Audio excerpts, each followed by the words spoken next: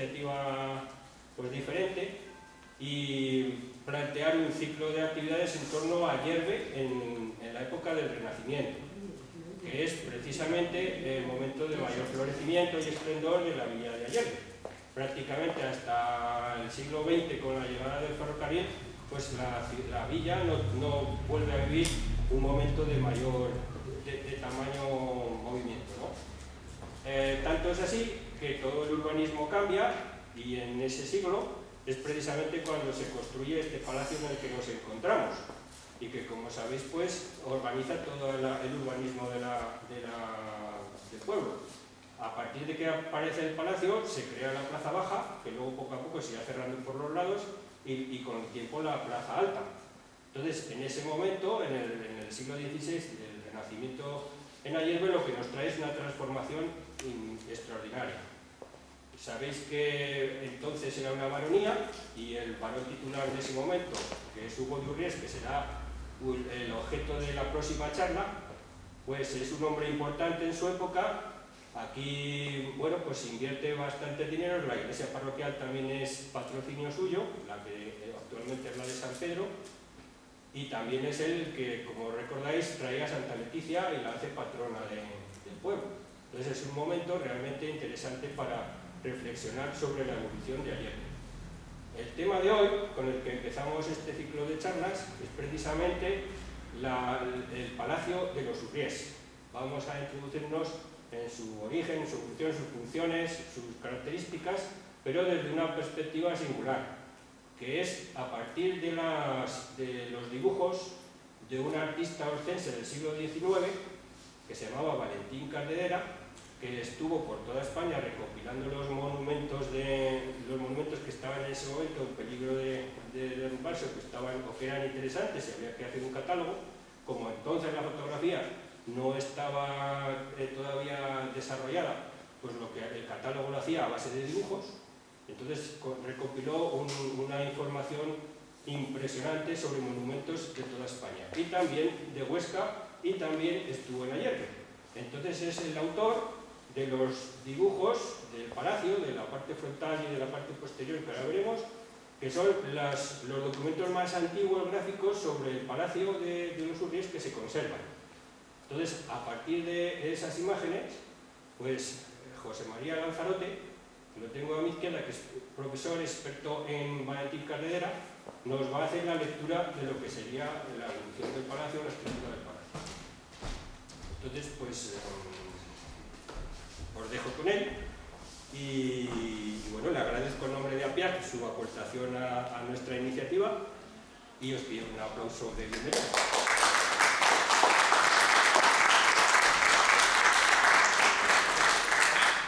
Antes de subirme al estrado y crear la distancia del conferenciante, aprovecho para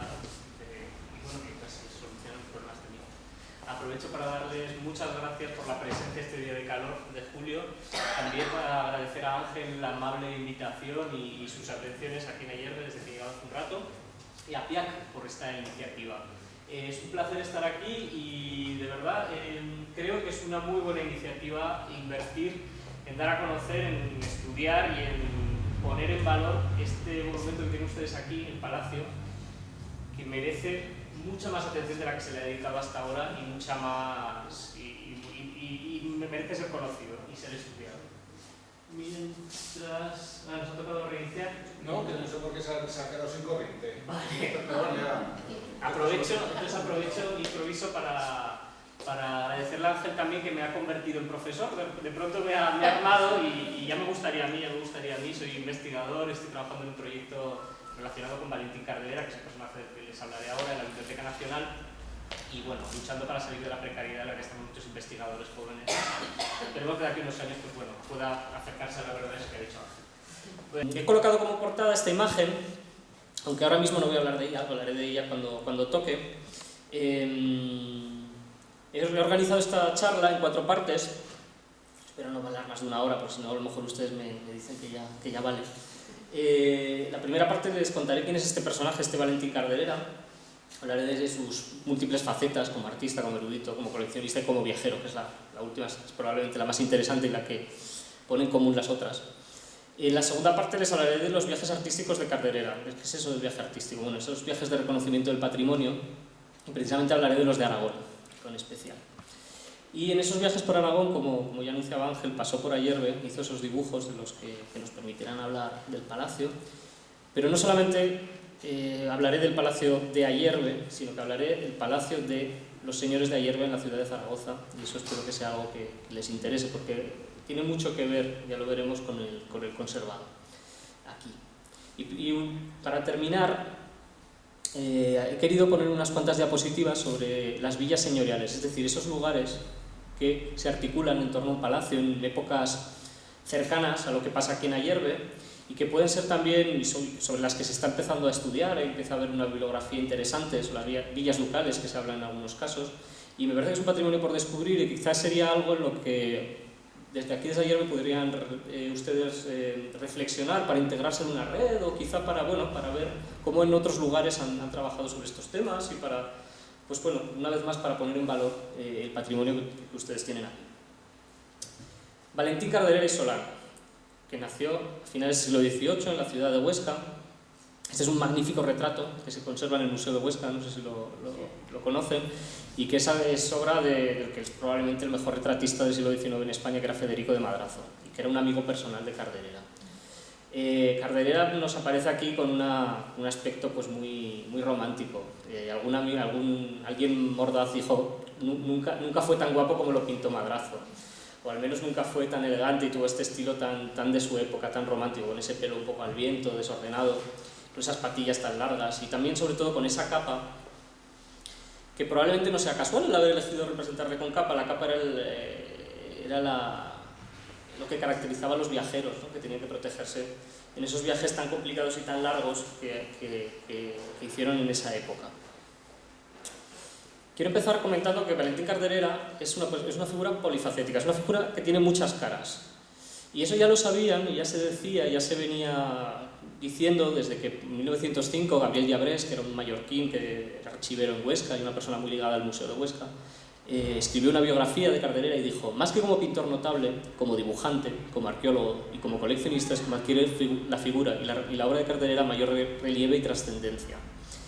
Con arqueólogo hay que entender lo que se entendía en aquella época. Un arqueólogo era la persona que se ocupaba de las cosas antiguas, viejas, es decir, era un erudito, una persona que se interesaba por la historia y por sus restos materiales, ya fueran restos arqueológicos, en el sentido que le damos hoy en día a la palabra, o monumentos, la arqueología monumental del siglo XIX. No hablaré tanto hoy de su faceta como coleccionista, que es interesantísima.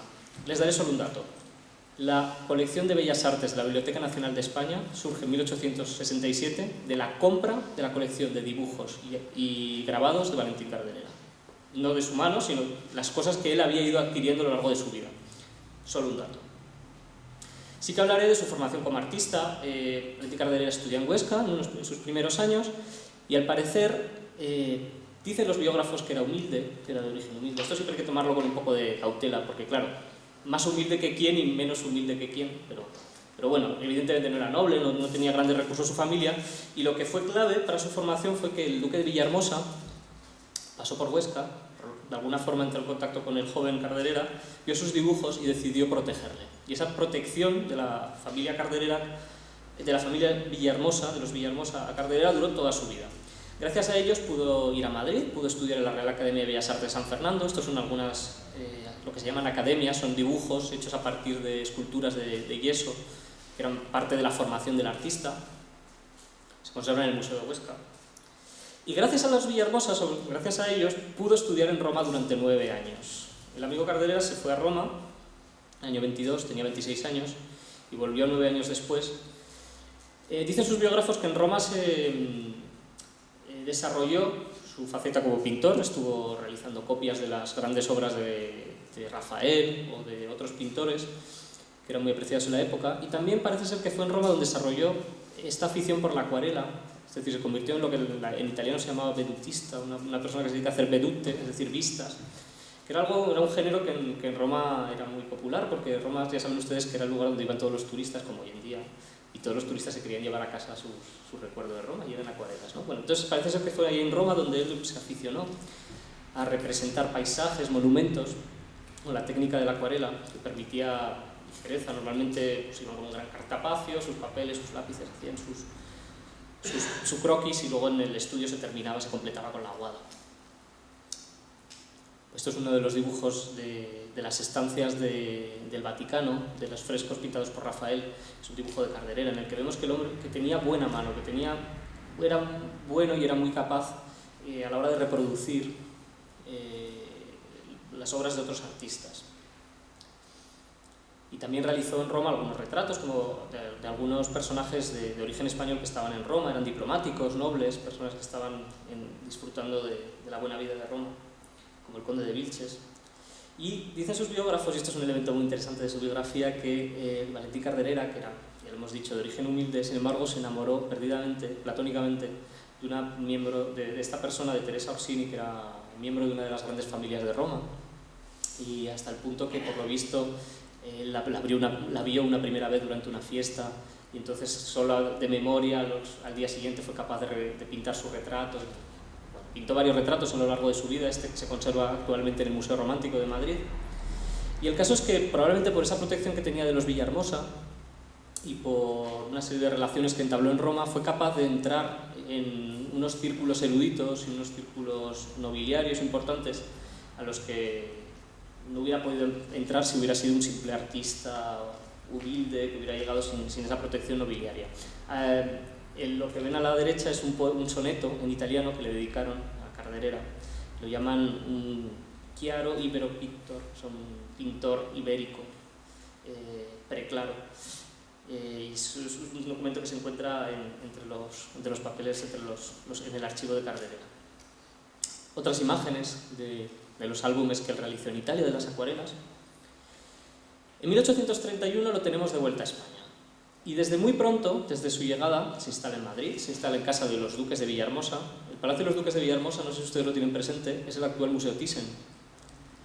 Cuando él vuelve de Italia, en el año 31, por lo visto le dan una habitación, un par de habitaciones. Poco a poco fue ocupando él vivió 84 años, vivió mucho tiempo, y fue ocupando dicen los biógrafos, fue ocupando toda la planta superior del palacio con sus colecciones que fue amasando a lo largo de toda su vida.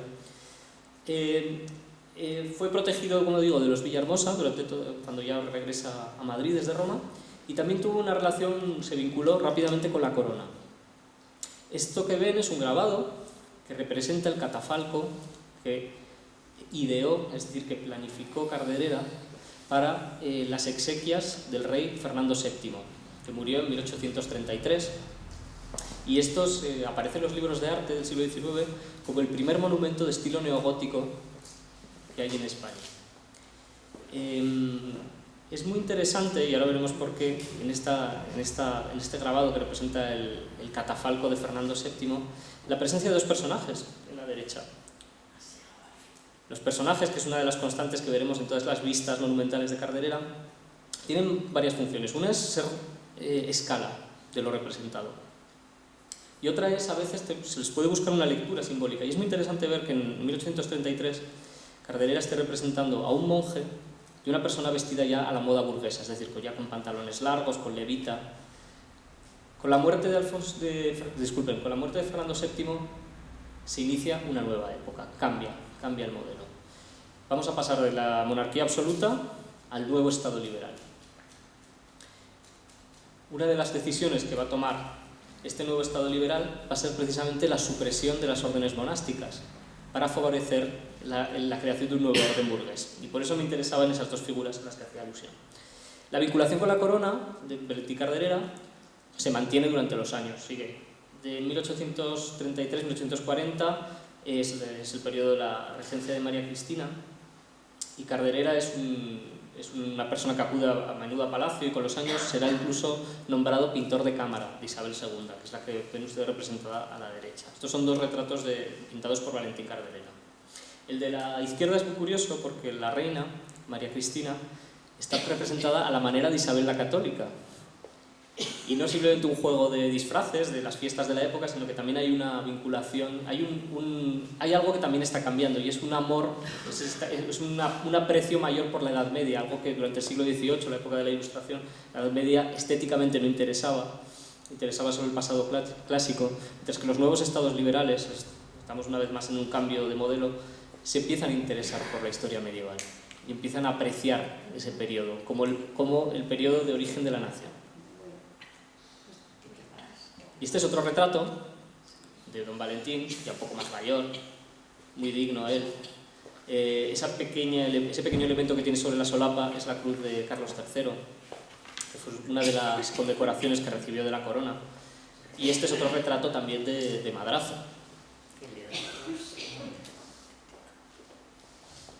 Como les decía, estamos en pleno cambio de modelo. Cuando Carderera llega, en 1831 de Roma, todavía existe el antiguo régimen. En pocos años ese mundo llega a su ocaso, se desmonta y uno de los grandes procesos históricos que se desarrolla en esos años y que tiene lugar en esos años es la desamortización de Mendizábal.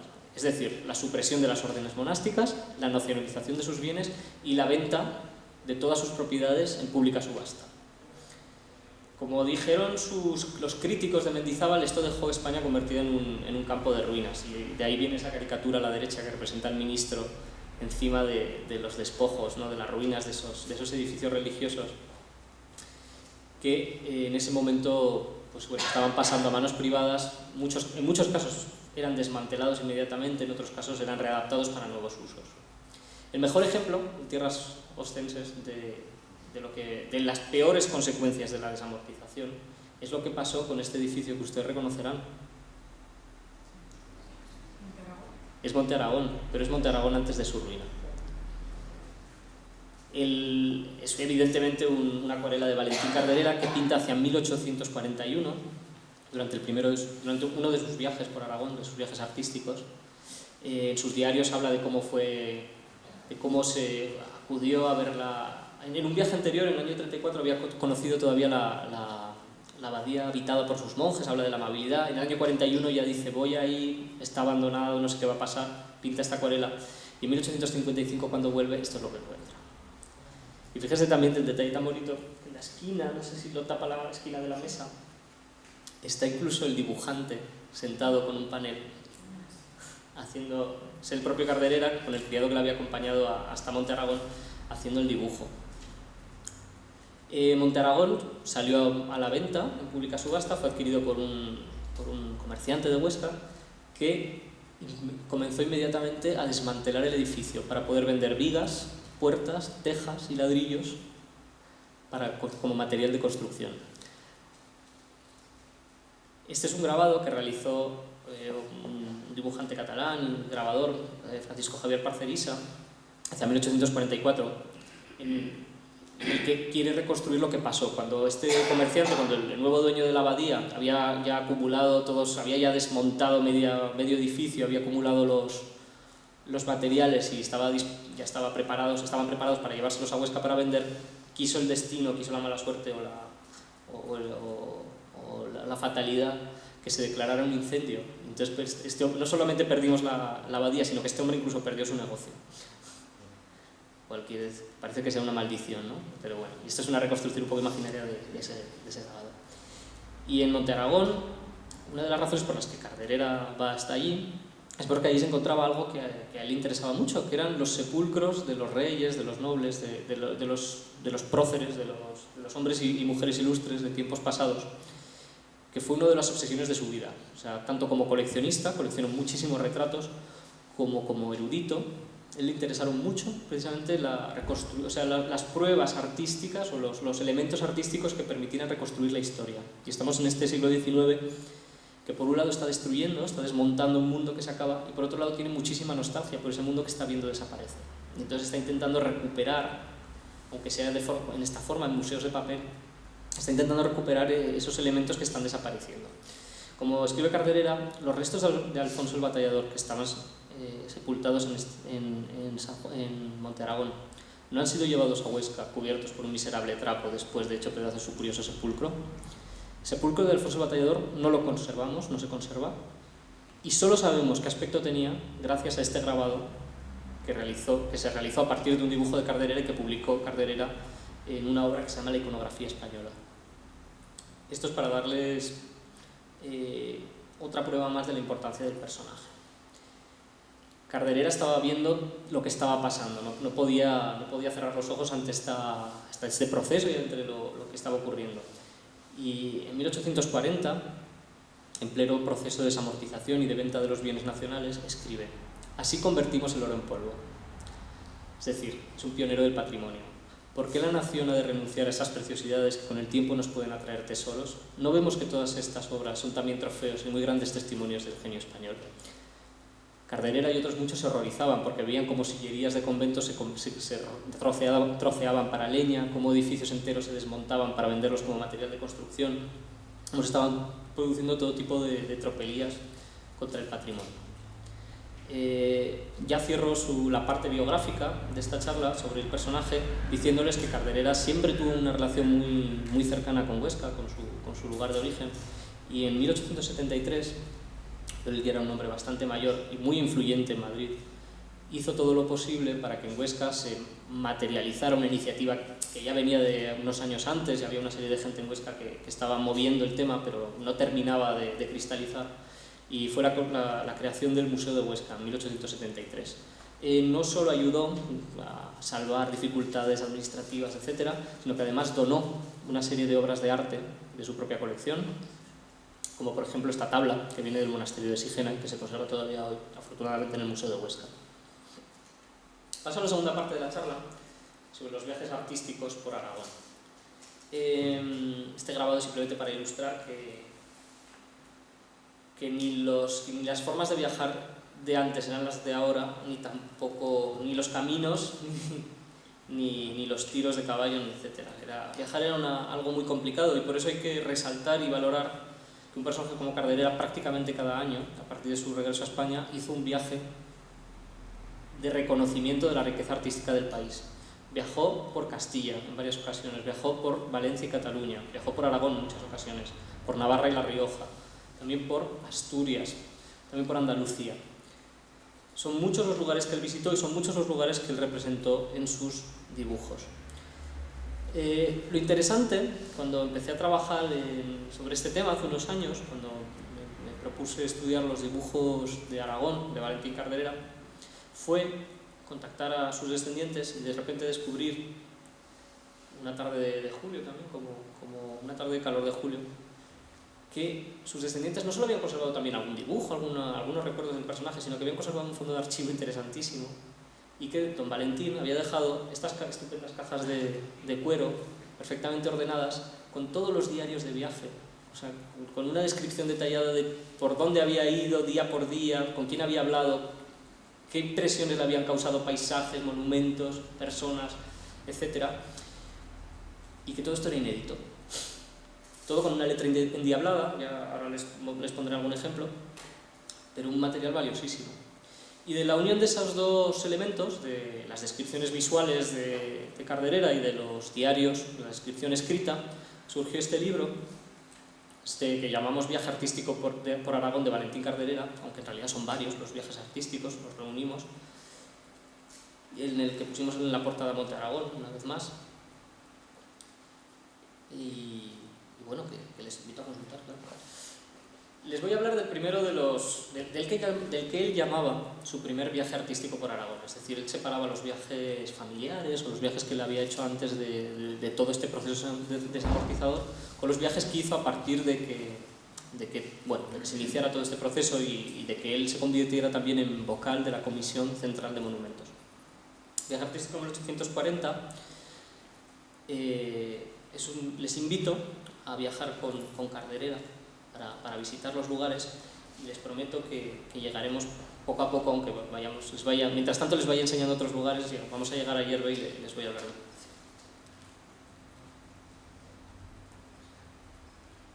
Este es un edificio, Carderera sale de Madrid, además, los viajes son muy complicados también porque coinciden muchas veces con epidemias de cólera, con condiciones sanitarias muy complicadas en la España de esa época. Carderera sale de Madrid y llega a Calatayud. Una de las primeras cosas que encontraban los viajeros al llegar a Calatayud desde Madrid era precisamente este edificio que ya no existe, que era el convento de los dominicos, un edificio mudéjar que, si se conservara hoy en día, probablemente estarían todos los libros de arte. Era un edificio del que solo se conocía un grabado, solo se conocía una imagen, hasta que empezamos a trabajar sobre este tema. Y lo interesante ha sido que bueno, pues Carderera dejó varias acuarelas sobre el mismo, y además, mirando la documentación, una de las cosas que pude ver es que Carderera se batió a muerte, intentó todo lo posible, hizo todo lo posible para que este edificio no lo derribara. Los que tuvieron tan feliz idea fueron los concejales del Ayuntamiento de Calatayud, que prefirieron derribar este edificio para hacer una plaza. Consideraban que eso contribuía mejor al ornato de la ciudad y que era lo que había que hacer. Carderera intentó todo lo posible, intentó meterles mil pleitos y todo, pero bueno, no pudo hacer nada.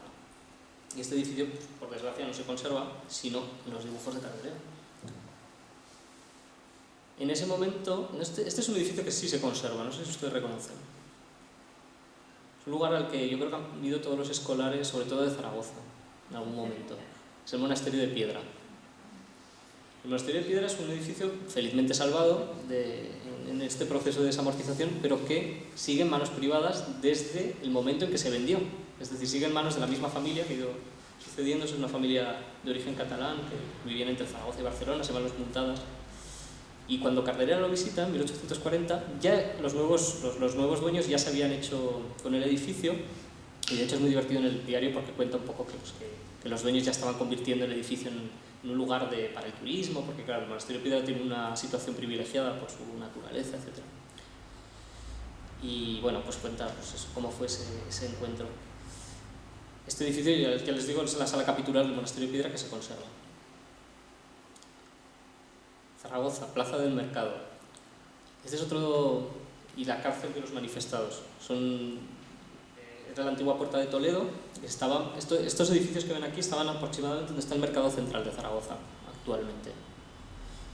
Los dibuja en 1840 Carderera. Muy pocos años después el Ayuntamiento de Zaragoza decide derribar también y reorganizar toda esta zona y crear una plaza de mercado. Y un edificio que...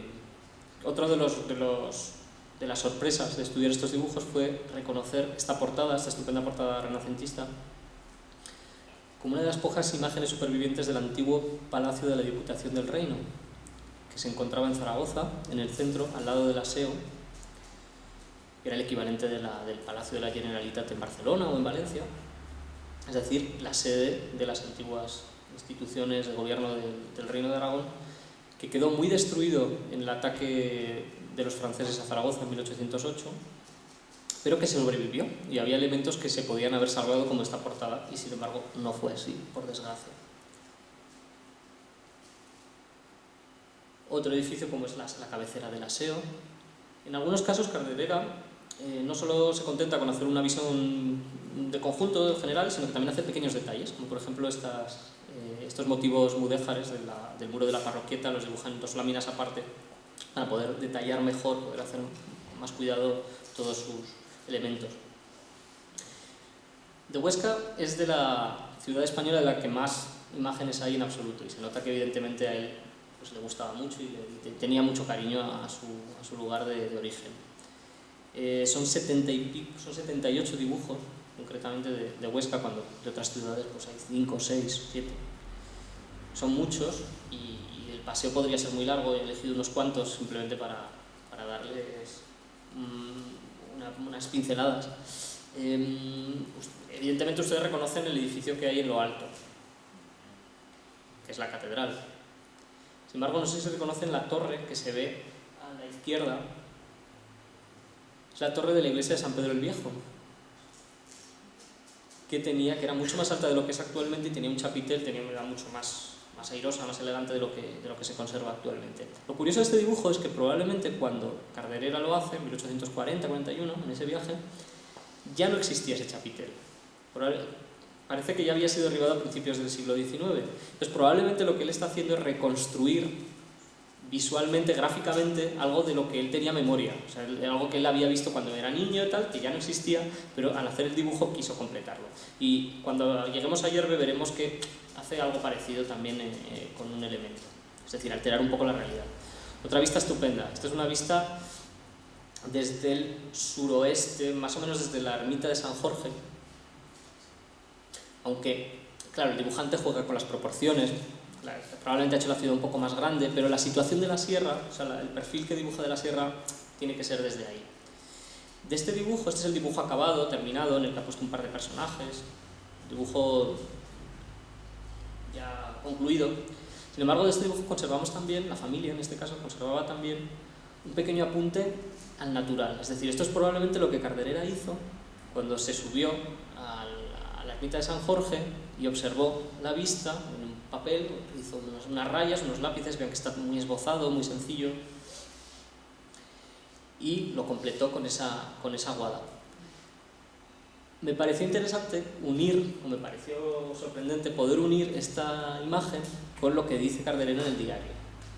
Dice, el día 22 de enero de 1841, después de comer fui a San Jorge, observé la magnífica perspectiva que presenta la ciudad, bellísima y poética en grado superlativo. Bueno, esta adjetivación del 19 es curiosa.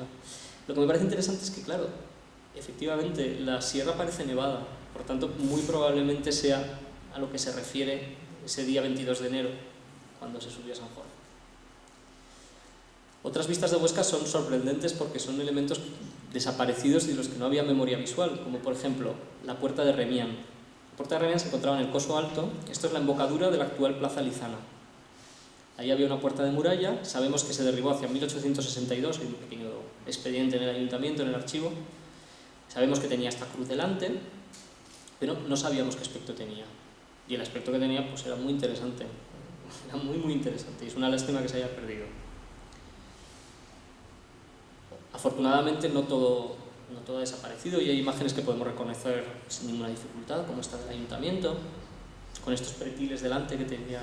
Estos pretiles fueron sustituidos por una reja, que algunos de ustedes habrán quizá conocido, habrán visto fotografías antiguas que existía. Es decir, Carderera se situó probablemente dentro de la puerta de la catedral, a la sombra, y realizó esta imagen.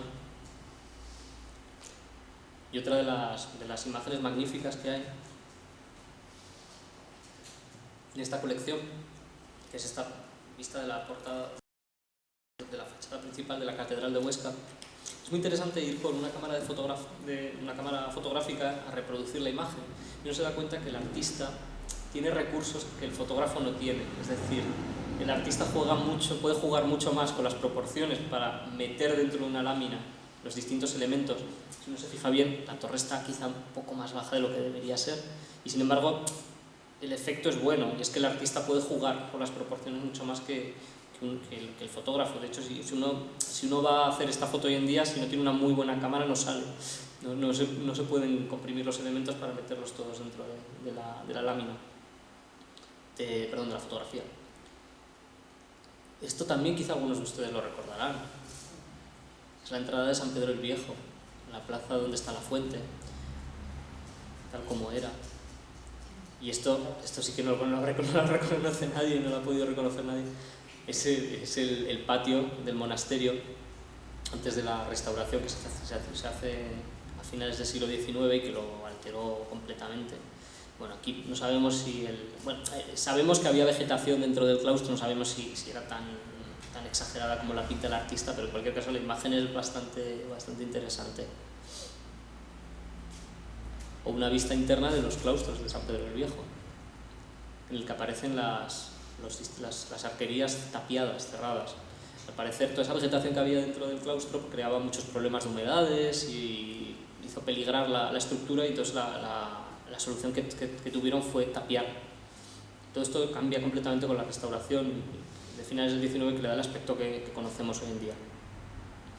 Y otro edificio magnífico que había en Huesca y que también ha desaparecido, que era la Casa de las Canosa, del famoso coleccionista y del siglo XVII, del que tampoco conservamos muchas imágenes, y de hecho esta acuarela de Carderera es fundamental para saber qué aspecto tenía. Bueno, otras imágenes como la Sala de la Campana del museo, vistas pintorescas como la iglesia de las Miguelas, que ustedes conocen, o una iglesia que existía en Huesca. Les vuelvo atrás un momento.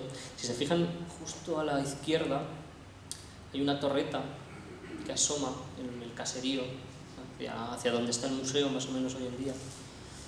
Y bueno, el museo se ve también, se llega a ver. Bueno, pues esa torreta correspondía a esta iglesia, que era la iglesia de San Juan, que fue derribada hacia 1850 y de la que solo se conservaba este grabado, también de Parcerisa, hemos visto antes. Bueno, pues gracias a Carderera tenemos tres dibujos que nos permiten ver cómo era la iglesia en sus tres fachadas. También tenemos, incluso gracias a este dibujo, una situación con respecto a otros monumentos. Es decir, tenemos mucha información con la que no contábamos antes. Bueno, otras imágenes de vegetación, de paisajes, de los entornos de Huesca, de Lisuela. Y ya me voy acercando hacia Ayerbe. He querido poner esta imagen para darles...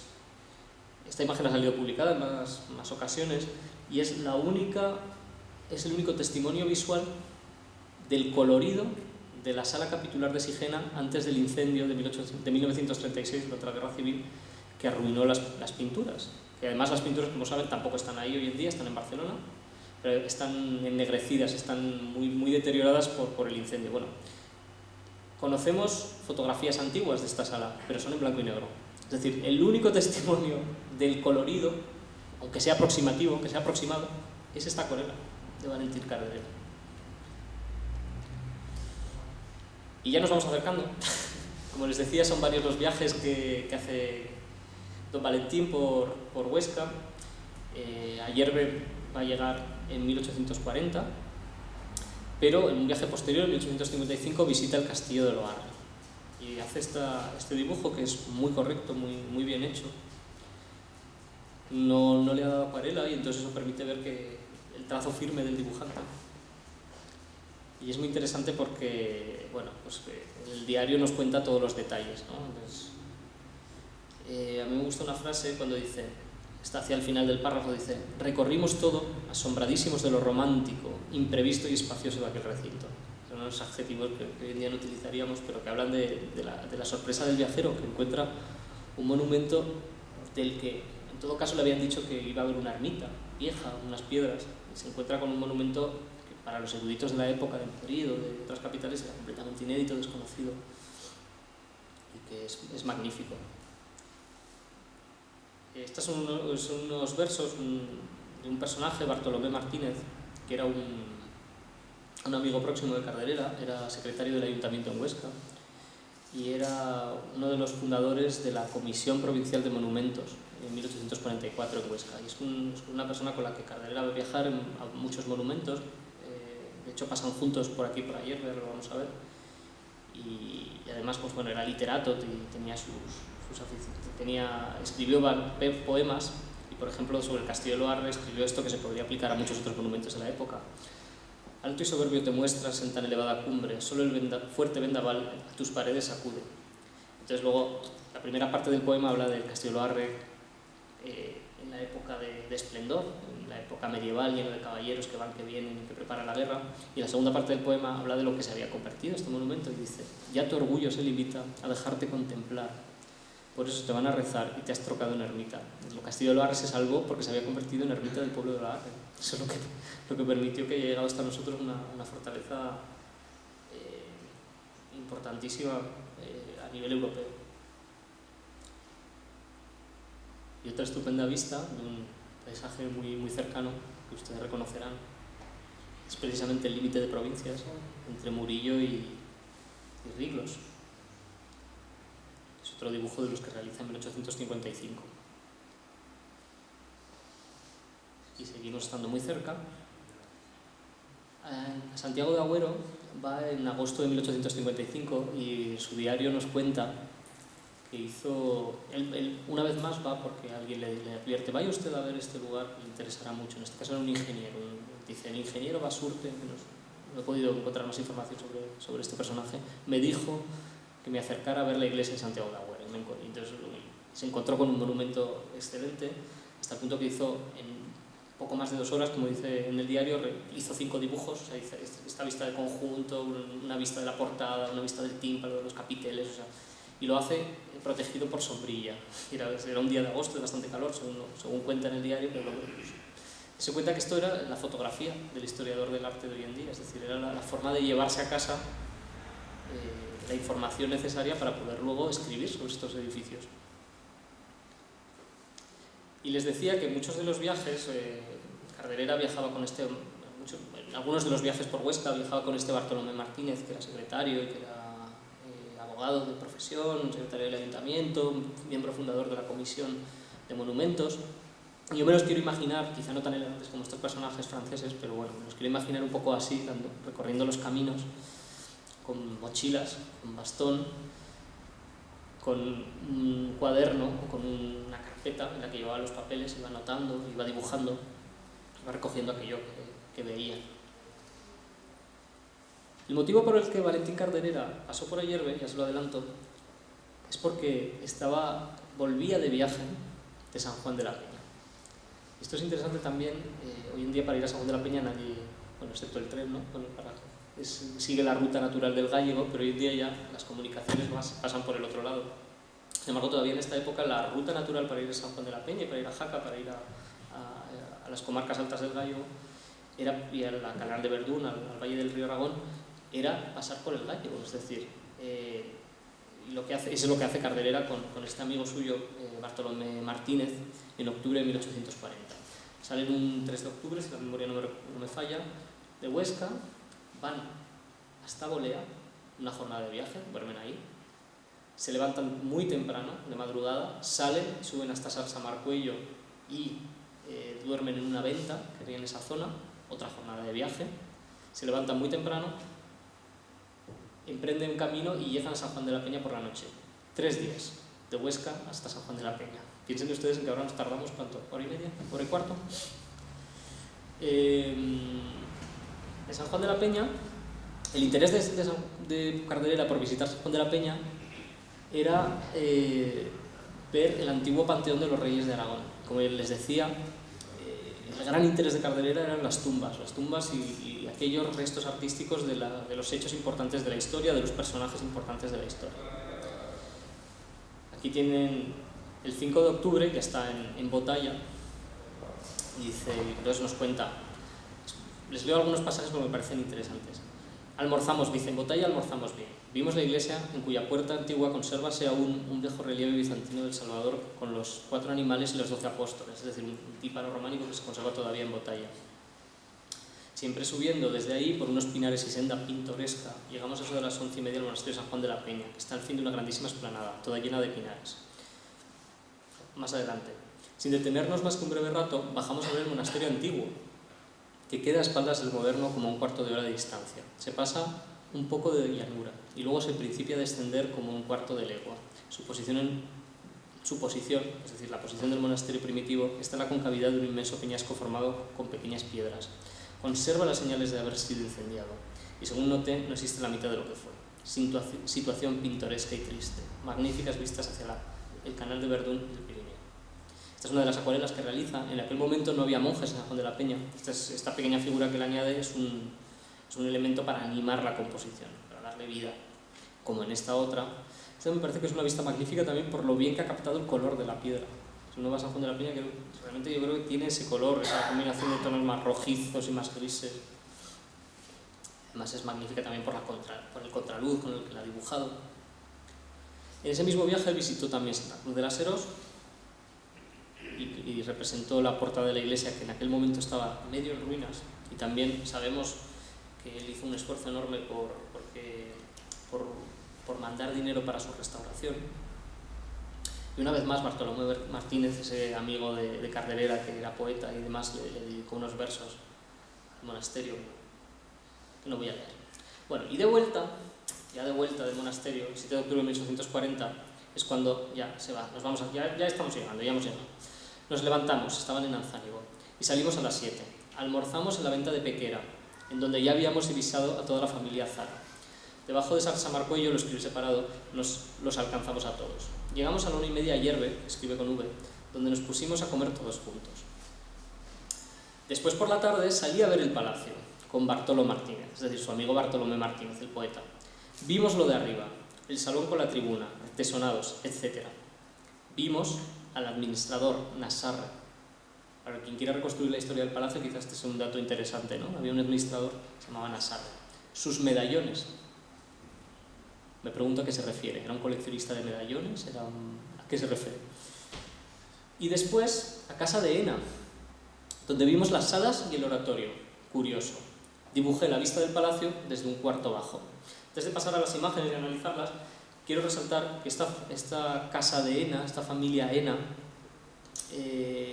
aparecen en muchas ocasiones en los diarios de Carderera y en su correspondencia, en sus papeles, porque los hijos del general Ena, del héroe de la Guerra de la Independencia, fueron muy amigos de Carderera, sobre todo uno que se llamaba Mariano de Ena, que estudió en la Universidad Sectoriana de Huesca, fue profesor de Derecho allí, hasta su extinción en 1845, hasta que se clausuró la Universidad de Huesca, y entonces pasó a Zaragoza. Y Carderera, cada vez que pasa por Huesca, por Zaragoza, siempre cita a los Ena, a Joaquín Ena, y bueno, son personajes de aquí de Ayerbe con los que él tenía mucha vinculación. Entiendo que la casa de Ena es la casa que está en el otro lado de la plaza de abajo, que es la actual Casa de Luna, no sé si me equivoco, por la información, lo podemos hablar después, por la información y no sé si conserva las salas y el oratorio al que se refiere Carderera. Digo que tiene que ser esa casa que está al otro lado de la plaza, porque si desde ahí... La otra, la de arriba. La de la plaza de... La de Castilleros. Ahora lo... Tiene que porque... ser Casa Castilleros. Bueno, de las dos vistas que realizó Carderera, hizo por la trasera, por varios motivos. Primero porque la fachada nos va a dar más que hablar. Lo que es interesante de aquí, de este dibujo, yo creo que son los dibujos más antiguos que hay del palacio, son las fuentes más antiguas de su aspecto, es que el palacio ya estaba en mal estado en este momento, cuando lo encuentra Carderera. Y hay elementos que me hacen pensar... Bueno, hay un primer elemento que es interesante, es ese muro de cierre con una puerta adovelada, muy semejante a la que tiene la fachada principal del palacio, y que no parece un añadido, que sea una cosa original, por lo que permite juzgar el dibujo. El edificio en el que estamos nosotros hoy en día todavía no es tan grande como es hoy en día, es decir, es el edificio antiguo que se conserva hasta principios del siglo XX y que hoy en día está doblado de espacio, es el doble de espacio, comiéndose gran parte de ese hueco de patio central que en el dibujo se ve. Hay una pregunta que ustedes me podrían hacer, es ¿estos 8 vanos que tiene el patio en su piso superior son los que tenía efectivamente el palacio o son los que le ha querido dibujar el dibujante? Y la respuesta que les puedo dar es que si el dibujante hubiera querido inventar cosas, también lo hubiera inventado, por ejemplo, en la galería de arriba. Y la galería de arriba, si uno cuenta los vanos, tiene 11, que son los que tiene exactamente el palacio, que sí se conservan. Y claro, 11 es un número raro, ¿no? También. Entonces, si hubiera querido inventarse cosas, pues el dibujante a lo mejor también se hubiera podido cambiar ese número de 11, y sin embargo hay 11. Estoy hablando de la galería de arquillos de la parte de arriba. Así que tiendo a creer que los 8 vanos, los 8 arcos que dibuja en la planta primera del patio son los que tenía, efectivamente. En fotos antiguas no se llegan a contar 8 vanos, pero bueno, el dibujo eso es lo que nos indica. En el lateral, sin embargo, ya solo quedan 4 vanos, que son los que quedan hoy en día. Es decir, Y una de las preguntas que me surge, y si conociéramos mejor la historia del palacio se podría saber, es si ese palacio tuvo alguna vez el patio cuadrado de otros palacios o si nunca lo tuvo. No podemos saber. Quizá nunca se terminó, o quizá se terminó y en los destrozos de la Guerra de Independencia se perdieron esas otras crujías. En cualquier caso, en 1840, cuando dibuja Carderera, este es el aspecto que tenía.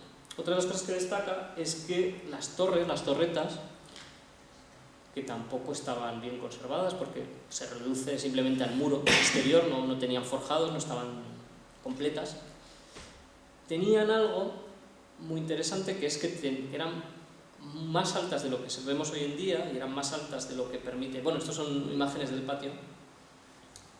Como les decía, interrumpo un momento lo que decía antes. Como les decía... mire, me estaba equivocando, no tiene 4 sino tiene 5 en el lateral. En fotos antiguas no se llegan a contar 8 arquerías, ¿sí? Se llegan a contar 6. Pero bueno, habría que mirarlo con más calma. Esta es una reconstrucción que hizo Antonio Navalmás.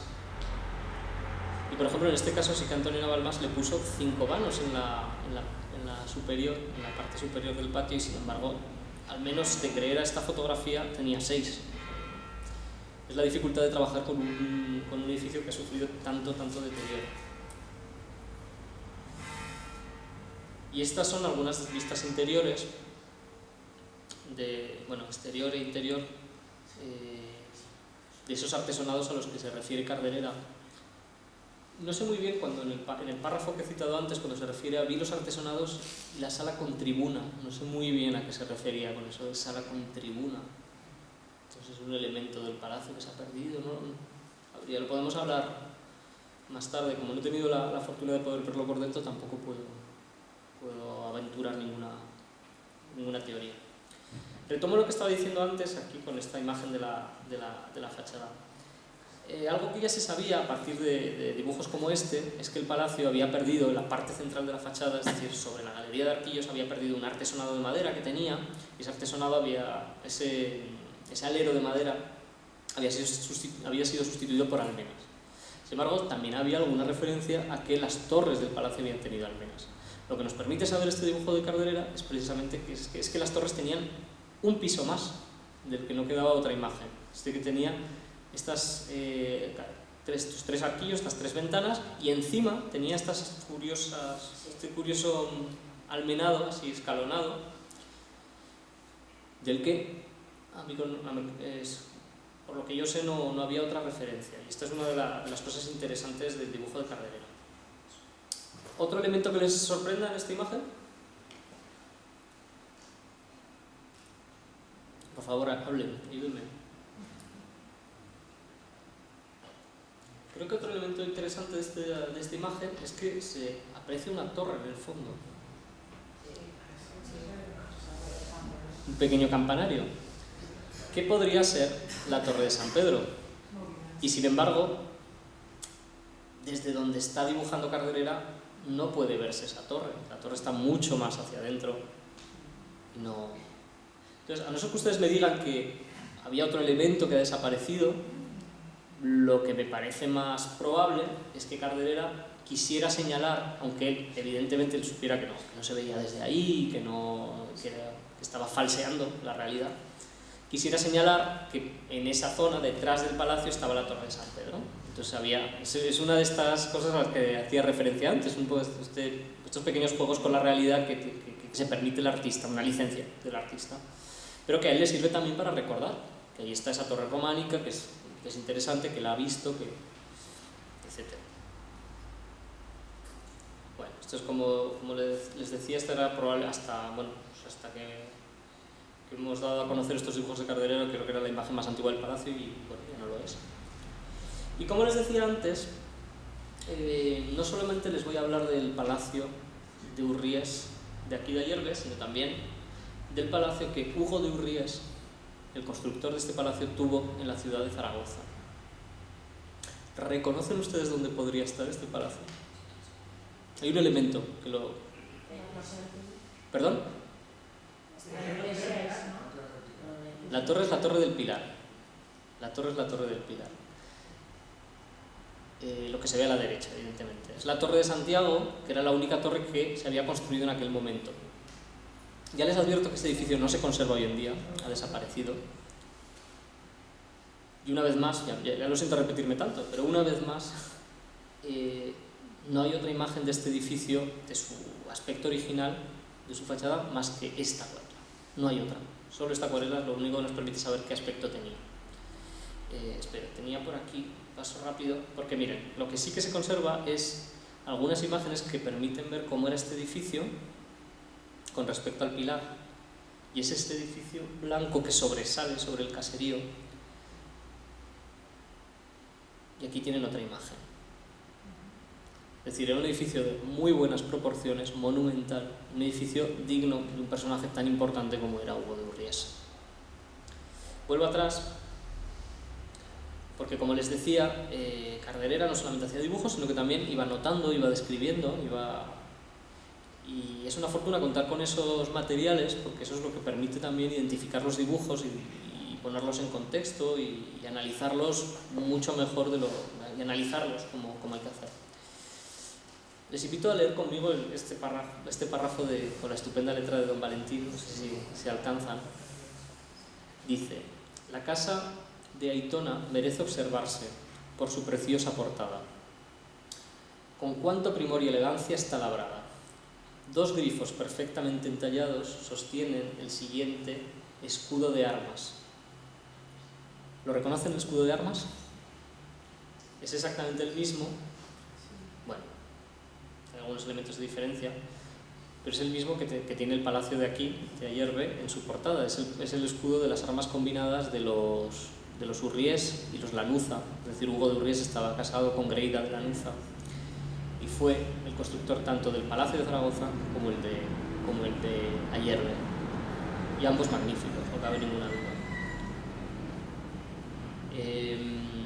Bueno, no les leo el resto porque lo que hace es describir diciendo en los interiores también conservaban artesonados, también tenía una magnífica escalera. Era un palacio estupendo. Y bueno, aquí he transcrito otra de las partes en las que habla de este palacio en sus manuscritos y dice: una grande y majestuosa masa presenta el palacio de los marqueses de Aitona en Zaragoza, justo al lado de la célebre metropolitana del Pilar.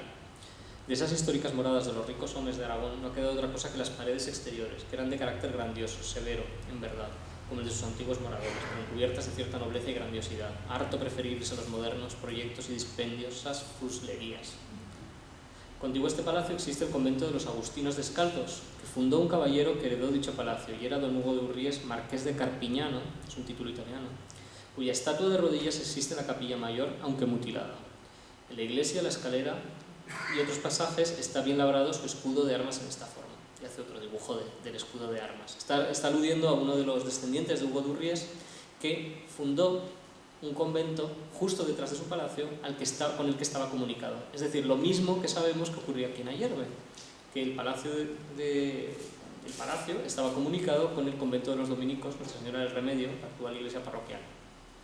Y vemos que son paralelos el monumento o la casa de esta familia en Zaragoza y la casa de Ayerbe, lo cual tiene mucho interés.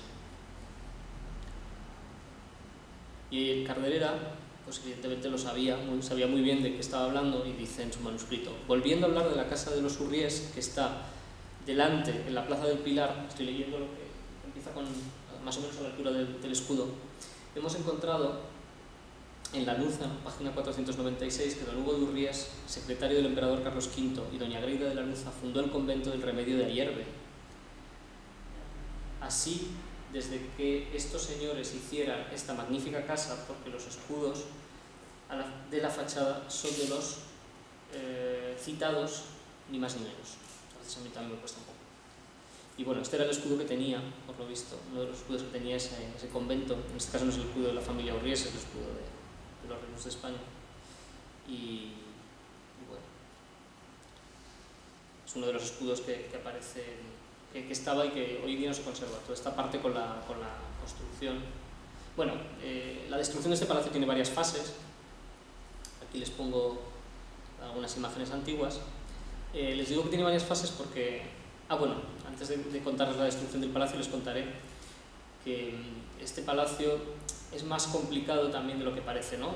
La acuarela de Carderera nos permite ver que tenía esta fachada, este alero, esta galería de arquillos estupenda, pero es que hay otras fuentes que son muy interesantes porque nos permiten ver que el palacio era mayor.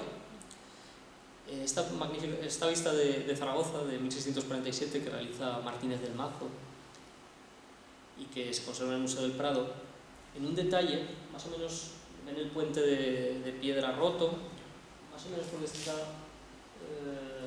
donde está el hueco del puente, ese edificio que sobresale es el edificio de la Basílica del Pilar, antes de la construcción del que existe actualmente, y al lado hay un edificio con 2 torretas, y más adelante hay una torre muy fina. La torre muy fina es la de San Pablo, que se conserva actualmente.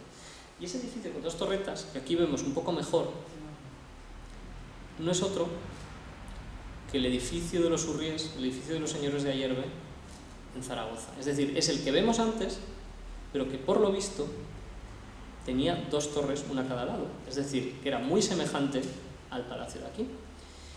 Y es muy interesante porque no sé si me siguen. Es muy complicado porque la imagen del siglo XIX nos permite ver un palacio con unas características, pero es que si nos vamos hacia atrás, a fuentes más antiguas, es que era más complicado y era un palacio más grande que tenía 2 torres a los lados. Y entonces, esta es la fuente de 1647, pero es que 100 años antes, no llega, un dibujante de origen flamenco que recorre España por orden de Felipe II y que realiza imágenes, representa Zaragoza, y si nos fijamos, en la de abajo hay un edificio con unas torretas, con ventanas, pequeñas ventanas, y incluso con un cuerpo circular o poligonal, con una cupulilla. Y claro, uno podría dudar, quizá era otro palacio, pero es que si uno se fija en lo de arriba, la inscripción manuscrita dice Pal.Señor de Hierba. Y este Hierba es que Antón de Vingaerde, que hablaba holandés, que era flamenco y que probablemente no estaba muy habituado al español, le dijeron el señor de Ayerbe y él escribió Hierba. Tuvo un error. Pero claro, es que es este palacio, o sea, es que sabemos que ese palacio era magnífico. Y lo interesante es que ya vemos las diferencias en 100 años, es decir, en 1563 había 2 torres que estaban unidas a un cuerpo principal del palacio, que tenían una linterna, un cuerpo más estrecho, más pequeño arriba, con una cupulilla. En 1647 las cupulillas ya no están, es decir, el remate es cuadrado de las torres. Y si vamos al dibujo de Carderera, ya las torres no están. La historia de este edificio que está por hacer, y es muy interesante, y es muy probable, esto es una teoría, que sea a partir de este edificio que haya que entender la arquitectura del Renacimiento a la italiana en Aragón. Pero bueno, esto es una teoría un poco aventurada. ¿Qué pasó con este edificio? Pues bueno, el primer asalto de la destrucción. Se lo cuenta Bernardino Montañés, un artista de Zaragoza, a Carderera por carta. Le dice, en 1857, la magnífica casa de Aitona, al lado del pilar, que sabe usted era del carácter de la ciudad por fuera, ya está toda desfigurada, y puesto los balconcitos en su orden de batalla. Habiendo desaparecido las ventanas del segundo piso y la portada de piedra del Renacimiento, cuyos fragmentos rotos vi por el suelo el otro día. Lo más gracioso es que todo el ladrillo de la fachada lo han picado para darle por encima yeso al estilo del día, es decir, el estilo de ahora, el estilo de ese momento. Lástima no la empapelen también por fuera. ¿Qué estaba pasando? Que se estaba imponiendo la moda de París, se estaba imponiendo las casas empapeladas y las fachadas pintadas de colores y por desgracia pues se estaba perdiendo ese monumento.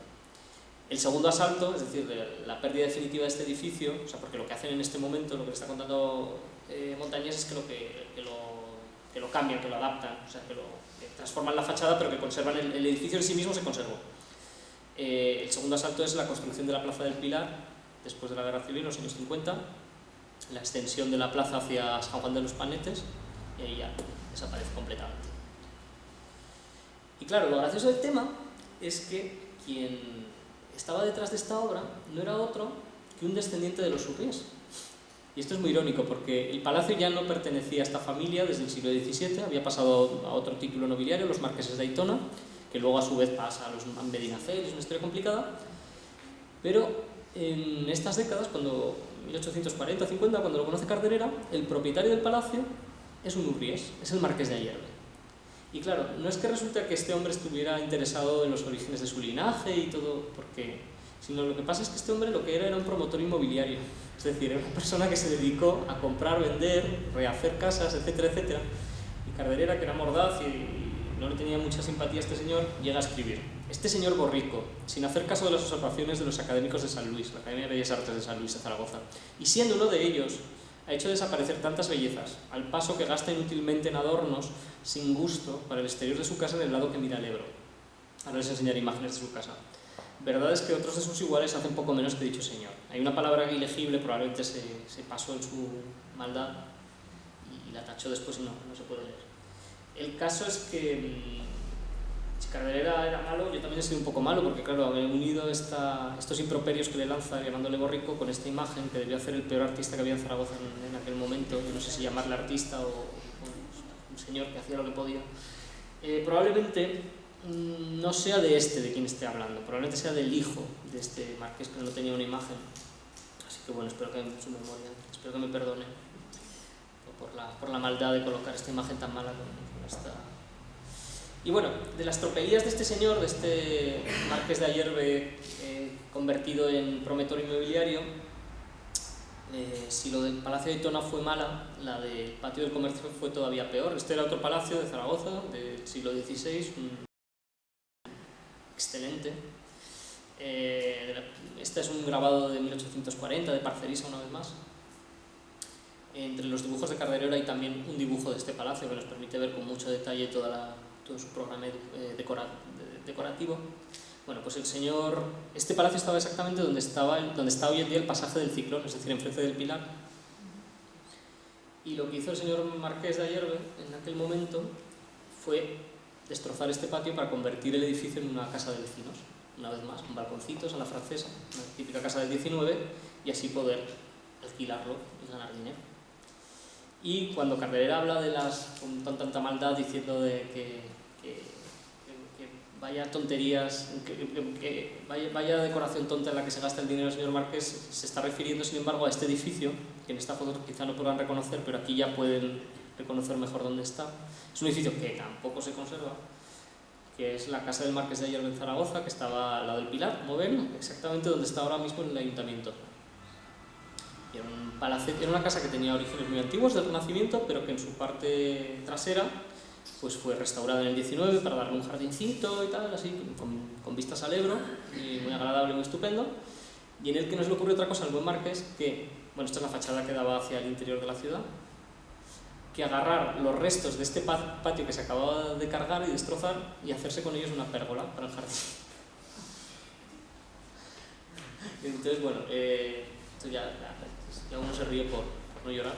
Y el caso es que esta pérgola se conservó hasta que, a su vez, este edificio también fue derribado para construir el actual Ayuntamiento de Zaragoza. Bueno, como no quisiera terminar con tanta lágrima y con tanta tristeza y tanta lástima, quiero poner en valor lo que hay. Y creo que, en vista de lo que hemos visto, el que Ayerbe haya conservado el Palacio de los Urries es un motivo de alegría y es un patrimonio muy importante y muy valioso que merece toda la atención y todo esfuerzo para conservarlo y mantenerlo en buenas condiciones. Este es el aspecto que adquirió el palacio una vez se retiró el alero de madera, se le pusieron ese almenado, esas almenas que tiene hoy en día todavía. Piensen que el Palacio de Ayerbe es un edificio tan digno y tan importante como la Real Audiencia en Zaragoza, un palacio nobiliario creado por la familia Mora. Esto es una vez más un dibujo de Carderera. Bueno, estos son otros ejemplos de arquitectura civil que he querido incluir. Este es un patio que existía en Huesca, que tampoco existe, que pertenecía a la familia Urries, pero a otra rama de la familia Urries. Bueno, muy complicado, no entro ahí. Lo que sí que quisiera destacar es que cuando se analice este palacio, muy probablemente se tenga que tener en cuenta ya no solo Aragón, ya no solamente los palacios que se están construyendo en ese momento en Zaragoza y en otros lugares, sino un contexto mucho más amplio y un contexto mediterráneo. He traído por eso esta acuarela, que es un palacio que existía en la ciudad de Valencia y que, bueno, tampoco se conserva, es un dibujo de Carderera. Creo que en esta mezcla que hay de elementos renacentistas y góticos, y teniendo en cuenta la biografía del personaje, teniendo en cuenta los vínculos de los Urries con la corona de Aragón, con los reyes y posteriormente con Carlos V, haya que buscar paralelos y elementos en algunos palacios concretamente de la ciudad de Valencia. Esto es algo que lanzo para quien quiera recoger el guante.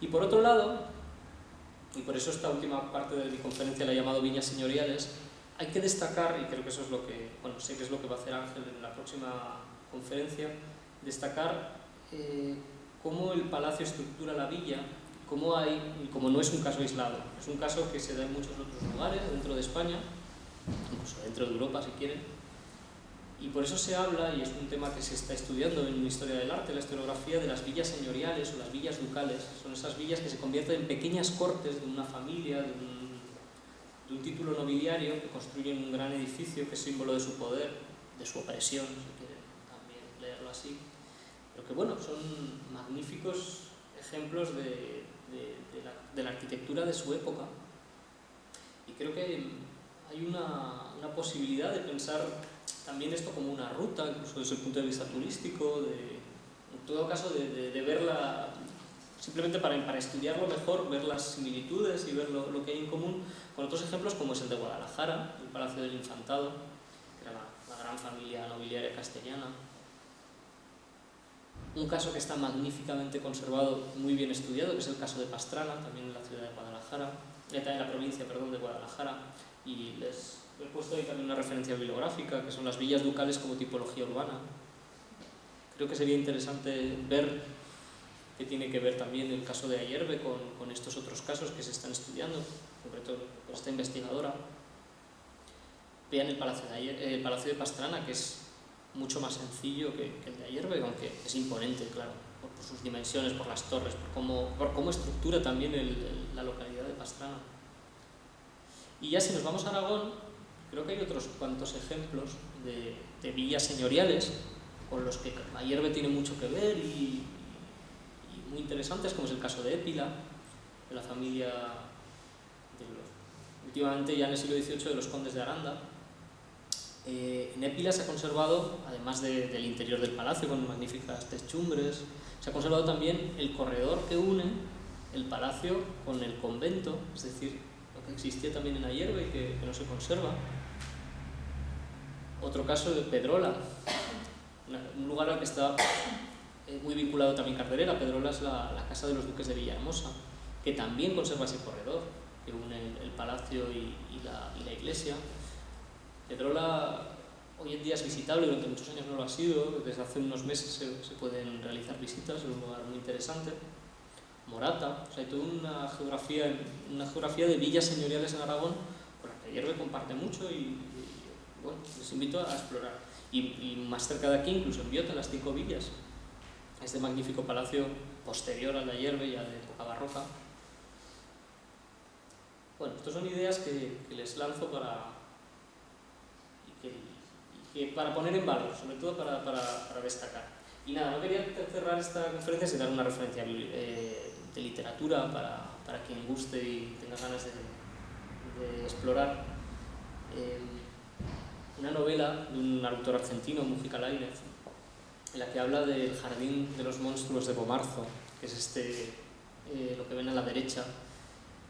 Es probablemente la novela que mejor refleja ese mundo de las pequeñas cortes de los nobles del Renacimiento del siglo XVI y también sus locuras y sus fantasías.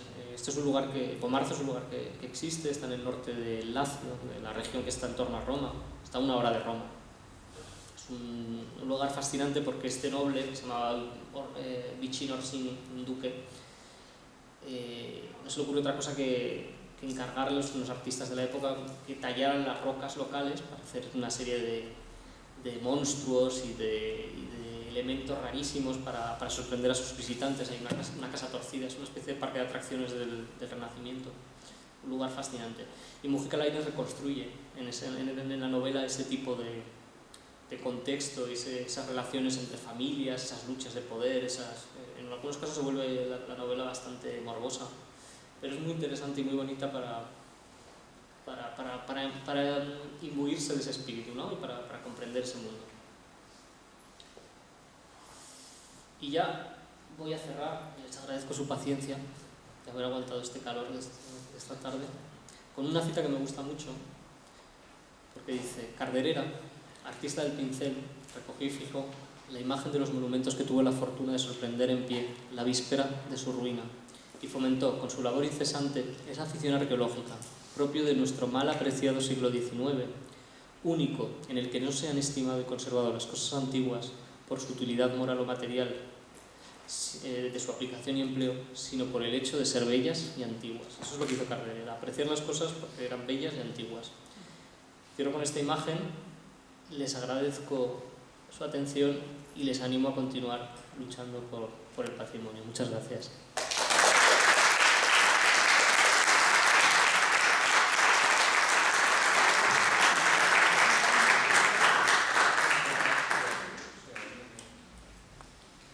si hay preguntas o comentarios, estoy... ¿Dónde está el patrimonio de Carderera? ¿En Huesca hay algo? En Huesca hay dibujos. Sí, Él cuando funda el museo manda un lote de su colección de pinturas y demás, luego él manda algunos dibujos, pero todos estos dibujos que les he ido enseñando no, están en un museo de Madrid que se llama el Museo Lázaro Galdiano y en la Biblioteca Nacional. Una parte importante en el Museo Lázaro Galdiano, que es un museo que era un coleccionista del principio del siglo XX, que donó sus colecciones al Estado. Es un museo precioso, merece mucho la pena. Y están ahí. Y como era un museo que además tenía muchísimo material y no tenía suficiente personal, pues por eso han sido inéditos estos dibujos hasta hace muy poco, porque no estaban estudiados. Dígame. ¿No tendrás ninguna foto, ningún grabado de la Casa Carderera de Huesca? No la he puesto. ¿Has visto en pie hasta hace poco? Sí, que otra lástima. La Casa Carderera, él probablemente no la vio. Es decir, la Casa Carderera se construye más o menos cuando él muere. Era la casa de sus parientes, de sus primos, que era una familia muy importante, etc. Y yo creo que él no la llegó a ver en pie. Pero bueno, igualmente es una lástima, es una auténtica lástima.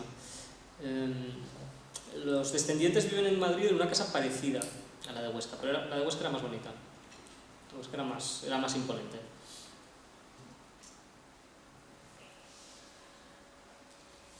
¿Tiene algo que ver el alcalde Carderera con Valentín Carderera? Sí, tiene algo que ver. Ese alcalde Carderera, que fue asesinado al comienzo de la Guerra Civil, venía de esa familia, o sea, venía de los primos de Carderera. Era esa rama de la familia que se queda en Huesca. Hay una rama de la familia que se llama Madrid. Bueno, él esto no lo he dicho, él no tiene hijos, él no se casa, no tiene hijos. Claro, eso lo vivió 84 años, yo creo que por eso le dio tiempo a hacer tantas cosas. Y quien les le heredan son sus sobrinos. Entonces hay una rama de sus sobrinos que está en Huesca y otra rama que está en Madrid. Y este alcalde Carderera es la rama de Huesca. Sí, sí. No, es una familia más amplia y no han sido diplomáticos, han sido gente importante. Y han guardado muy buena memoria de su antepasado, han guardado todo muy... Son gente, además han colaborado en el libro y estupendo, con ellos muy bien.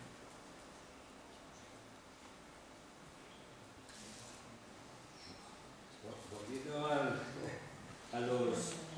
las dos imágenes que tenemos sobre Ayerbe. Sí. ¿Vuelvo a ellas? Bueno, pues sí, casi. Son las únicas que hay, ¿no? Son las únicas de momento. Sí, esta es una. ¿Habría posibilidad de que apareciera todavía algún otro? Puede aparecer. No es que, o sea, no lo digo porque me las tenga guardadas yo, sino porque ocurre. O sea, quiero decir, de repente en subastas aparecen imágenes. Bueno, sí, pero quiero decir, por ejemplo, el archivo donde está centralizada la mayoría está suficientemente ya privado como para Sí, o sea, yo asegurar que no hay otra. todo lo que pude encontrar de Aragón lo metí en el libro.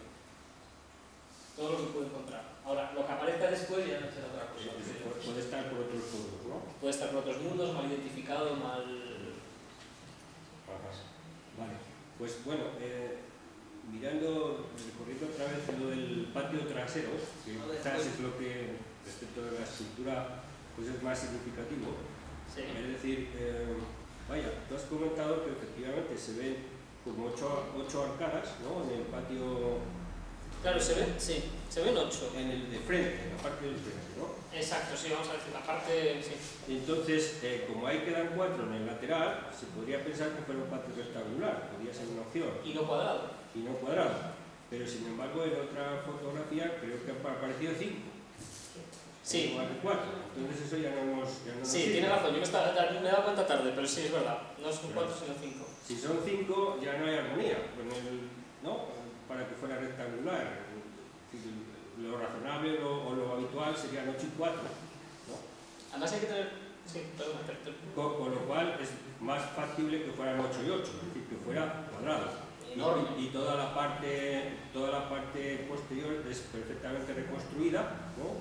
Sería nueva, considerando que la destrucción en época de los franceses de la Guerra de Independencia tuvo que ser bastante considerable, puesto que ellos se acantonaron allí y estuvieron resistiendo porque la fachada, lo digo también porque la fachada principal prácticamente no sufrió ningún desperfecto, Sin embargo, la trasera. y sin embargo ahí estuvieron batallando durante meses, y por tanto alguna parte tuvo que sufrir las consecuencias. Entonces eso nos podría dar una pauta de que efectivamente el patio sería bastante más extenso y desde luego, en fin, monumental. Lo que parece claro es que tengo que tener un número par de vanos. Claro. Eso parece claro porque si no, no correspondería con las columnas que hay debajo. Claro, ¿no? Cada 2 vanos de arriba corresponde con un hueco entre columnas abajo, tiene que ser un número par, no cabe otra.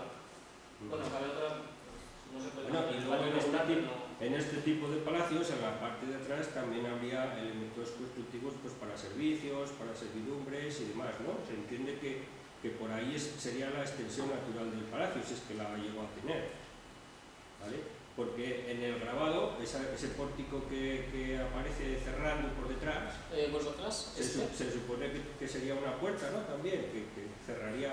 Me llama la atención porque más o menos corresponde con la que hay, ¿no? Con la que... Claro. Yo creo que esto tampoco había memoria, ¿no? No. Es interesante. Pues eso, pero que sería una forma, digamos, una vez que está destruido por detrás, ¿cómo lo dejamos para que se mantenga, ¿no? Como edificio exento? Pues vamos a cerrar un muro y ponemos una puerta para el acceso por la plaza alta, que sería esta.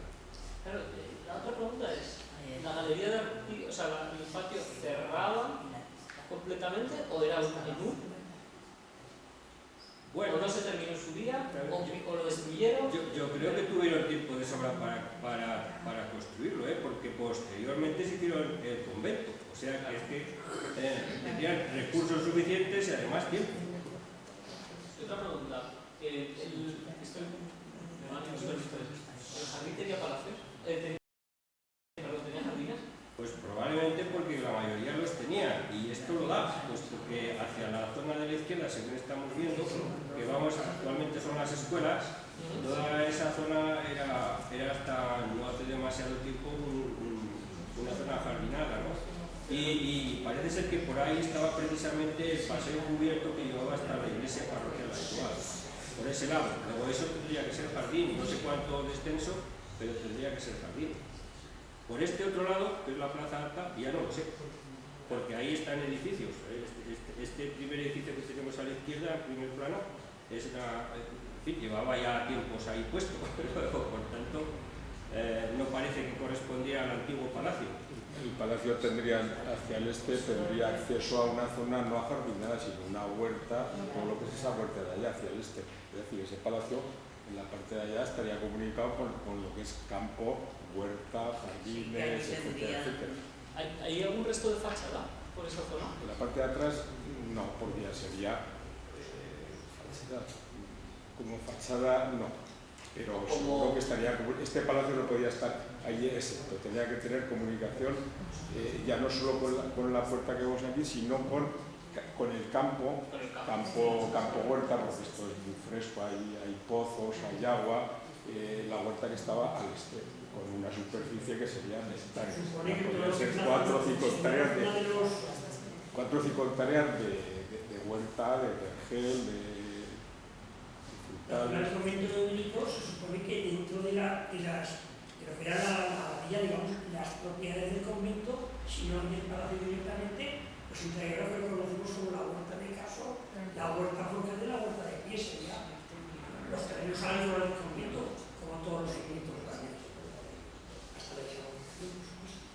Lo que es muy interesante es la orientación de la puerta principal, de la fachada del palacio, que va en línea recta a lo que llamamos calle Nueva, que es el camino de Zaragoza. Es decir, la puerta del palacio, la puerta principal de la fachada, va en línea, hacia Zaragoza, y la salida era por la calle Nueva, que está perfectamente alineada. Tú llegabas de Zaragoza, ahora con la plaza, lo primero que te encontrabas era el frontal del palacio. Esa disposición. Pero este palacio tenía que tener una superficie de terreno agrícola y demás anexo. ¿Y no se ha conservado nada de información sobre esa propiedad? De la propiedad, está ahí, pasó a ser bloques ahora. Se ha modificado mucho, yo no he encontrado nunca ninguna referencia, pero es evidente que tenía que ser esa la zona del jardín, la zona de huerta, la zona de expansión del palacio, porque incluso la iglesia de ellos, el convento donde al fin y al cabo pues, ellos lo construyen para enterrarse allí, no está en línea con el palacio. Según como vemos, estaría mirando hacia la izquierda, o sea, estaría bastante corrido hacia la izquierda. Y el paseo cubierto llegaba hasta la propia puerta de la iglesia, por tanto tendría que ser por la zona de jardinada, no que la otra. Y eso es bastante distancia, que tenían espacio. Bueno, lo que parece claro que los arcos del patio eran naile, no era naú. En este momento. No era un arcos, era un naile. Sí, pero fijaros también que, tal como está ahora, ese tejadillo que viene para acá en el lado izquierdo, perfectamente puede ser una reconstrucción. Esto de aquí, que ahora, hoy en día está más alto. Claro. Es lo que está aquí enfrente que está construido.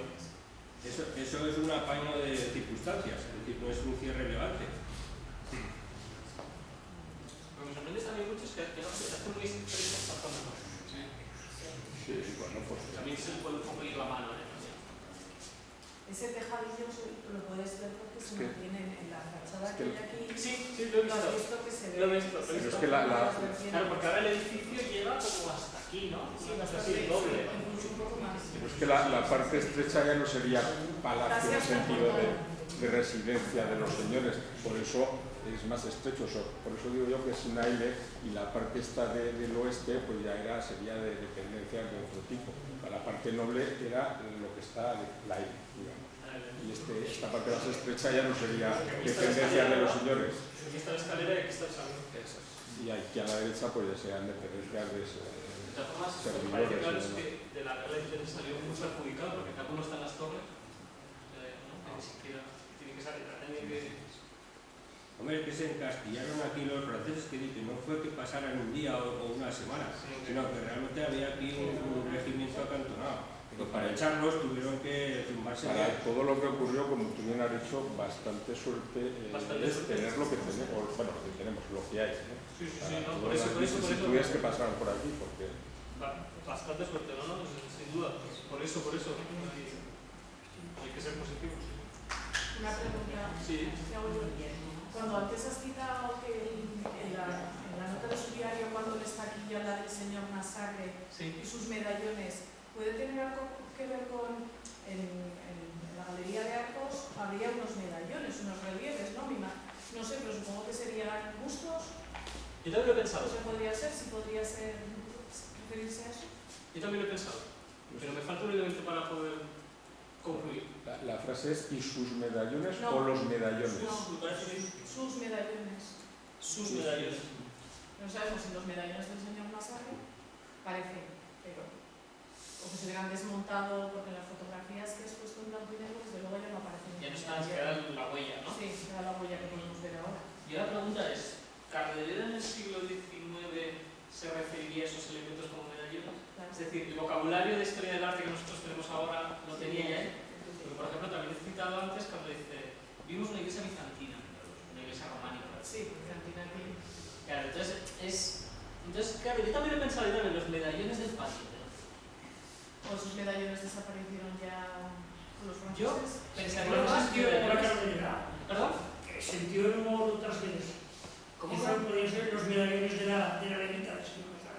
Ah, Podría ser que la indumentaria llevara medallones en la saga. claro, esto es un diario personal. Claro, nosotros tenemos nuestros códigos cada uno, ¿no? Entonces, yo pienso más medallas de metal, o sea, o medallas antiguas que coleccionaba, o medallas, exacto, o un señor que tenía mucho galón por, yo qué sé, porque haber participado en no sé qué regimiento y no sé qué otro.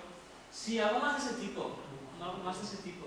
Pero yo también he pensado como tú, yo también he pensado en los medallones, pero claro, es que no lo sé si en ese momento se referiría. No, pudieron ser que se los llevaron o que, No lo que sé. aprovechaban a hacer puntería contra ellos los franceses. ¿Quién sabe? Claro, es que no lo sé, pero sí, yo también, esa es una pregunta que te lo he dicho. Sí. Claro, es que también claro, estás interpretando un lenguaje, un diario personal, en el que uno escribe lo mínimo, es como cuando nosotros escribimos nuestras cosas. Vi a no sé quién y sus cosas. Claro.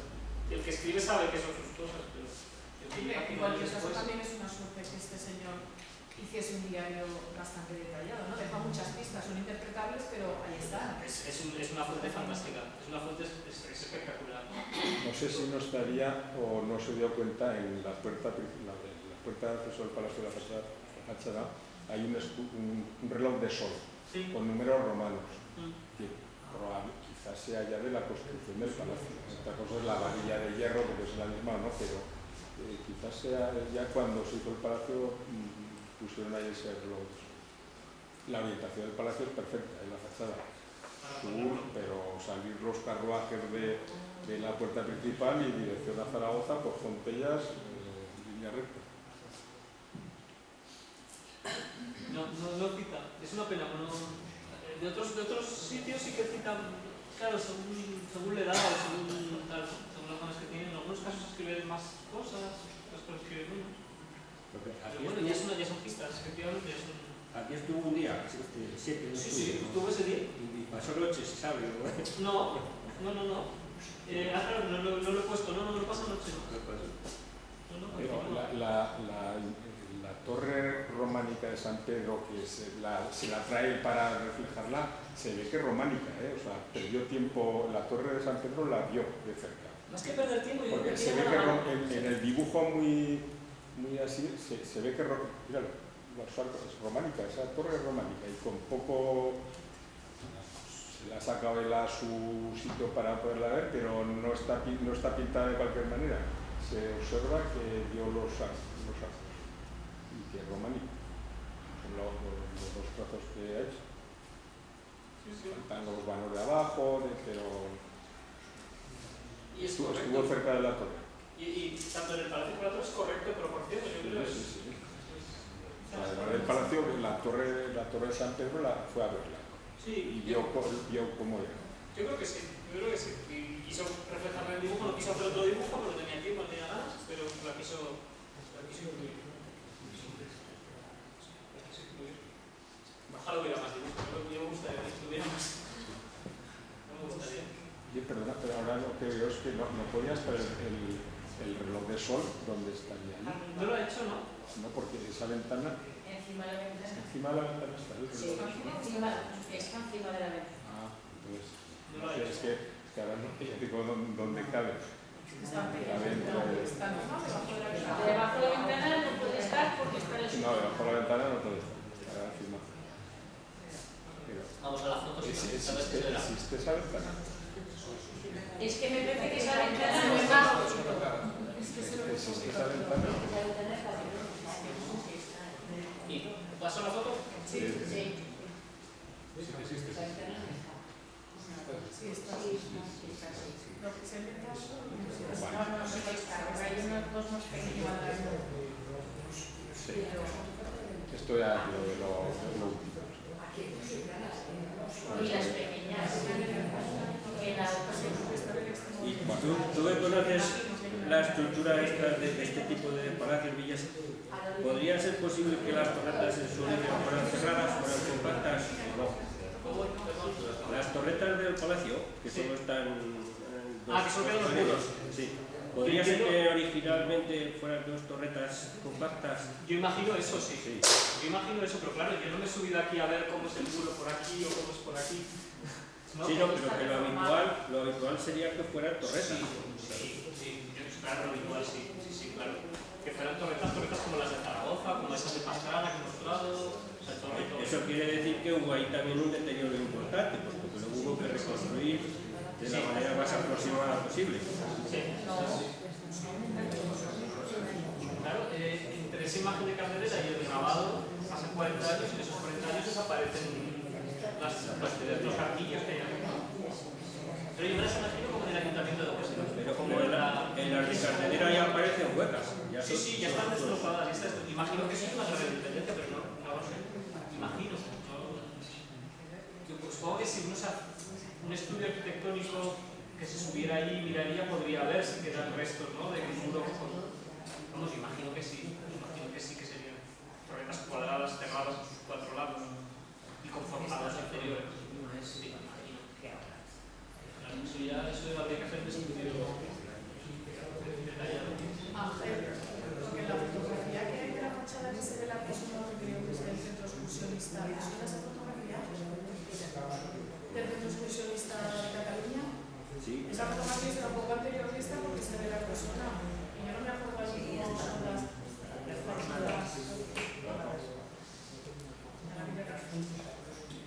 A mí lo que me parece sorprendente también es el edificio de Zaragoza, el que tenemos, el que tenemos estas torretas tenían todo. O sea, aquí ahora que te aprovecho que es más tiempo aquí interesmentalistas también, pues igual que la que hemos visto. Se ven más, pero... Claro, además es muy curioso porque aquí hay un cuerpo, o sea, es como si la torre se hubiera añadido a ese cuerpo central y luego desaparece también la torre. Es una historia muy complicada y sin embargo un edificio, además un edificio es como desaparecido, no se ha escrito sobre él, no se ha estudiado, que probablemente es importantísimo, tuvo que ser importantísimo, ya solo por las dimensiones y muy relacionado con este, o sea, habría que, o sea, ese dibujo de Carderera del escudo demuestra que hay una relación. Ahí estaba el concepto de los agustinicos, es ese, el que has dicho que era una iglesia anexa. Sí, San Nicolás de Tolentino. San Nicolás. Yo no he visto más imágenes, o sea, no tengo muchas más fuentes sobre ese edificio. Es que ese convento lo fundó el nieto, Hugo Urdiez, pero el nieto de Hugo Urdiez. El Marqués de Campiñano, ¿no? ¿Qué nombra? Sí, porque su padre tenía títulos italianos, entonces también lo era. Y eso ya a finales del 16, principios del 17. Y era una especie de pequeño seminario, un seminario privado, que era en realidad más que una iglesia era un convento para pequeños grupos de estudiantes. Exacto, tenía que ver con la universidad. Pero eso era promoción ya del nieto, ya nos vamos al 17. Lo que pasa es que el edificio probablemente sea de la familia, claro, sea de época del abuelo. Es el edificio principal, la fachada tiene muy probablemente. Claro. O sea, con esta portada renacentista, ojalá hubiera también un dibujo de detalle, pero no lo hay. Bastantes que hay, ¿no? Pero probablemente Sí, esos dos grifos. Claro, es que no sé, se ve muy mal el dibujo, pero bueno, estos son grifos, son animales mitológicos, estos son las patas traseras, las patas delanteras, el ala, la cabeza, que están sujetando un gran medallón precisamente con el escudo, que es el que luego dibuja. La estructura del palacio renacentista, ¿no? En fin, arriba está la arcada de la galería de arcadas. Lo que pasa es que la fachada estaba adelantada a la actual fachada del Pilar. La fachada estaba adelantada. Sí, estaba un poco adelantada, porque claro, la plaza se ha ido cambiando. Entonces sí, estaba adelantada. O sea, aquí tenemos que considerar que además había dos torres. Sí, según demuestran esos dibujos. Claro, es complicado, ¿eh? Es muy complicado. Pero claro, nos creemos los dibujos de Vingaerde para mil otras cosas, ¿cómo no nos vamos a creer para esto? Es que por situación y por todo tiene que ser... Entonces, además de esto, hay que imaginarse una torre a cada lado. Y claro, que la de este lado desapareciera con la construcción del pilar, bien. Pero ¿y la de este lado por qué?